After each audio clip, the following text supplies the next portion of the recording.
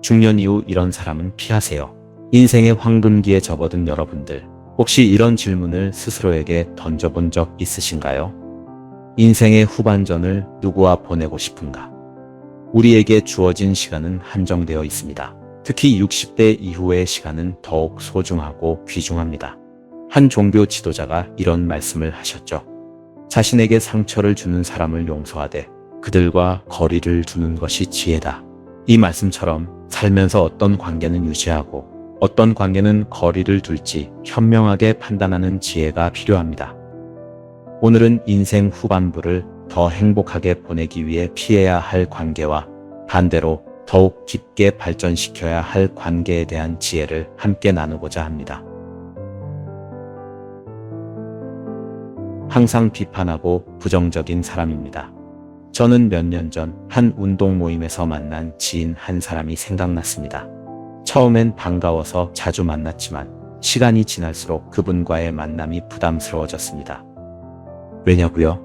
매번 만날 때마다 다른 친구들에 대한 험담, 세상 돌아가는 일에 대한 불평, 심지어 저의 단점을 끝없이 나열했기 때문입니다.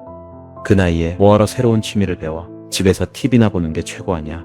우리 건강 상태론 그런 여행은 힘들어. 그냥 집에나 있지 뭐하러 돌아다녀. 늘상 이런 식이었죠. 이런 대화를 나눌 때마다 저는 에너지가 빠져나가는 것을 느꼈습니다. 자신감도 떨어지고 진짜로 집에만 있어야 하는 게 맞는 건가 하는 의심까지 들더군요. 공자께서는 즐거운 사람과 함께하면 그 즐거움이 전염된다고 하셨습니다. 반대로 부정적인 사람과 함께하면 부정적 에너지도 전염된다고 하셨죠. 특히 나이가 들수록 이러한 에너지의 영향은 더 크게 다가옵니다.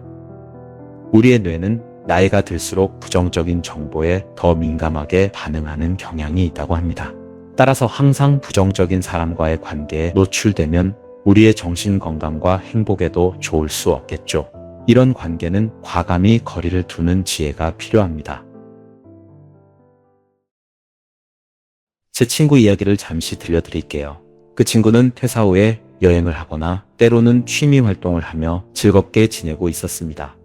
그런데 우연히 고등학교 동창을 동네에서 만나면서 상황이 달라졌습니다. 그 친구는 가끔 차 한잔 마시자며 찾아왔지만 점점 요구사항이 늘어났어요. 시장 갈 때마다 차를 태워달라거나 소액이지만 돈을 자주 빌리는 등 잦은 부탁이 이어졌습니다. 급하면 당연히 그럴 수 있겠죠. 그러나 문제는 항상 요구가 일방통행이었다는 겁니다. 내가 친구의 도움이 필요해서 어쩌다 요구라도 할 때면 그 친구는 항상 바쁘다는 핑계로 먼저 전화를 끊기 일쑤였습니다. 아리스토텔레스는 진정한 우정은 서로 주고받는 것이다 라고 했습니다. 친구 관계에서 일방적으로 주거나 받기만 하는 관계는 사실 오래 이어지기 힘든 게 사실이죠.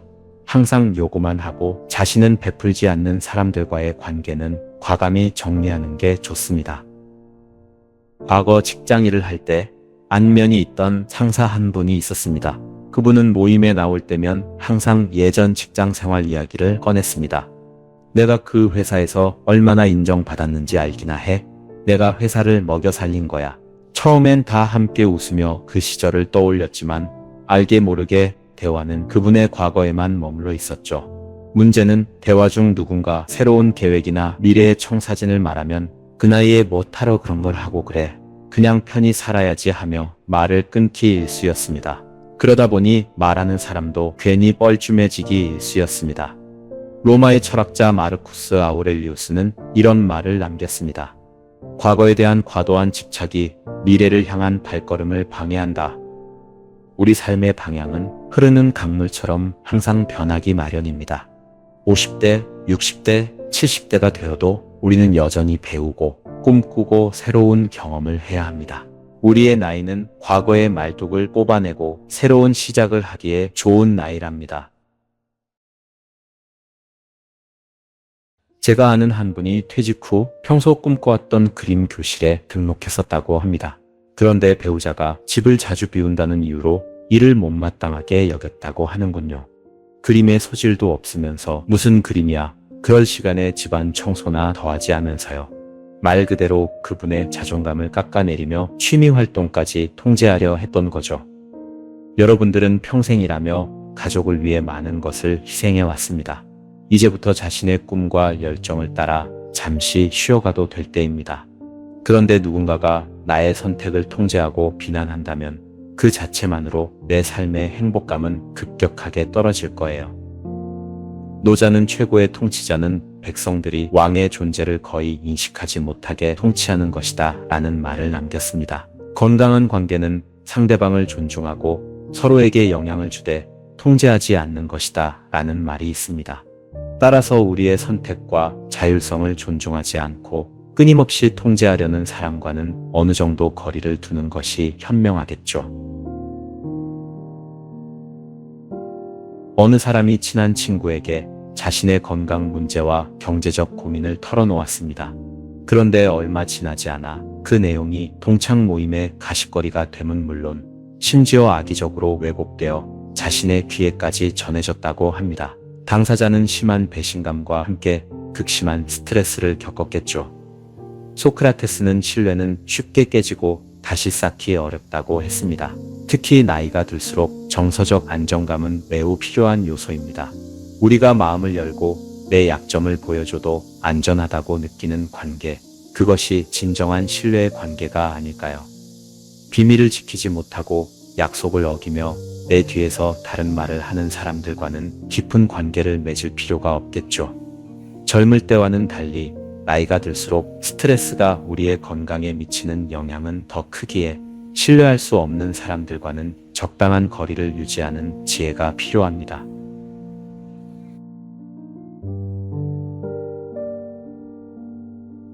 하루가 멀다 하고 첨단 기술이 발전하는 요즘입니다. 스마트폰, 태블릿, 유튜브 등 정말 따라가기 벅찬 시대죠. 70세의 한 아버님이 손자들과 스마트폰으로 대화하고 싶어서 스마트폰 사용법을 배우려 했습니다. 그러나 아무리 노력해도 너무 어려워서 배우기 힘들다는 고민을 들은 적이 있었습니다. 그런데 같은 동네 사는 한 친구분이 일주일에 한 번씩 시간을 내서 스마트폰 사용법을 알려주셨다고 하네요. 나도 처음엔 어려웠는데 조금씩 배우다 보니 금방 익숙해지더군. 그러니 자네도 할 수 있어 라는 응원과 함께요.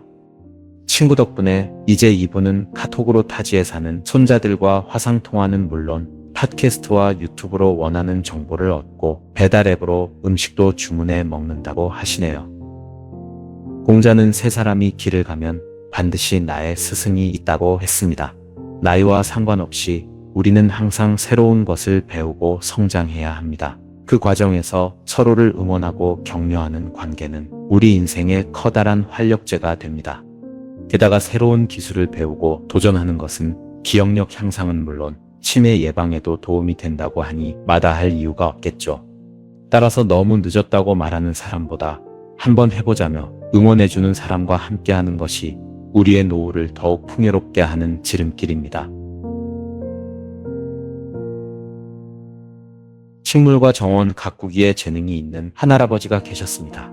그러나 이분은 컴퓨터를 잘 다루지 못해서 이 부분을 항상 아쉬워했었습니다. 다행히 이분 주변에 컴퓨터와 스마트폰을 아주 능숙하게 다루는 친구분이 계셨는데 이분은 식물을 잘 몰라서 선물 받은 식물을 항상 죽이기 일쑤였답니다. 여기서 예상할 수 있듯이 이 두 분은 서로의 장단점을 파악한 후 장점은 서로 나누고 부족한 부분은 서로 도우며 젊을 때 보다 더 끈끈한 우정관계를 유지하고 있다고 합니다.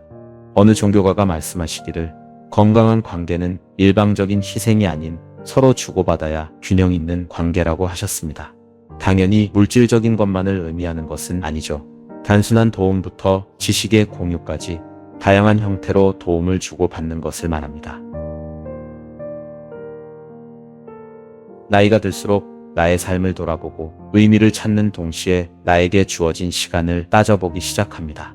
이 과정을 함께 할 수 있는 친구는 참으로 귀한 존재랍니다. 마음속 깊은 내면의 대화를 나눌 친구가 있으신가요? 가면을 벗고 체면이나 평판에 대한 걱정 없이 진짜 나의 감정과 생각을 터놓을 수 있는 사람, 그런 사람 한 명만 있어도 우리 인생의 후반부는 더욱 의미 있고 풍요로워질 거예요. 오늘 인생의 후반부에 우리가 피하면 좋은 관계와 소중히 여겨야 할 관계에 대해 이야기를 해봤습니다. 우리에게 남은 시간은 너무나 소중합니다. 그 시간을 누구와 어떻게 보낼지 신중하게 선택하는 것이 무엇보다도 중요합니다. 물론 피하면 좋은 관계를 정리한다는 것이 쉬운 일은 아니죠. 특히 오랜 세월 맺어온 관계라면 더욱 그렇습니다. 그래도 주변 관계를 한 번쯤은 점검해 보는 게 필요해 보입니다. 누구와 함께 있을 때 에너지가 생기고 미소가 지어지나요? 누구와 있을 때 짜증나고 피곤해지는지를 한번 관찰해 보세요. 주변인과의 관계를 갑자기 단절하기는 현실적으로 어렵습니다. 그러니 갑작스러운 단절보다는 점진적으로 만남의 빈도와 깊이를 조절하는 것도 필요해 보입니다. 대신 긍정적 관계는 더욱 깊게 발전시켜야 합니다. 감사의 마음을 표현하고 더 많은 시간과 관심을 보이세요. 여러분의 남은 여정이 좋은 사람들과 함께하는 아름답고 의미 있는 시간으로 가득하기를 진심으로 바라겠습니다. 고맙습니다. 산책길이었습니다.